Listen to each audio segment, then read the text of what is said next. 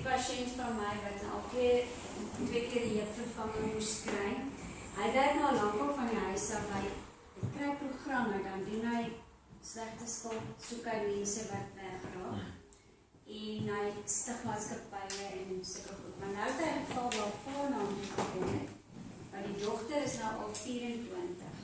Sy het al alle jare op universiteit en sy het in al haar jare sover die eerste jaar by mekaar gekry.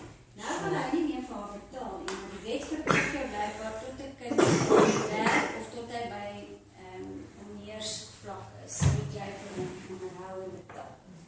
Nou het hy vir Bill gekry, dan gaan Bill in op dagklaps en goed in Porsche. Foto's van haar wat hy, jy kan nie groot beraadprogram kan doen wat hy dan die pa nou bewys het gee dat sy swak nie, weet, sy is heeltyd besig met Joel en haar ouders is geskei en haar bly in Klerksdorp. So sy bly by haar ma tot haar pa na haar maandelikse klasgelde wat die pa vir haar gee, dan gaan Joel sy dit uit en dan gaan bly sy weer by die ma.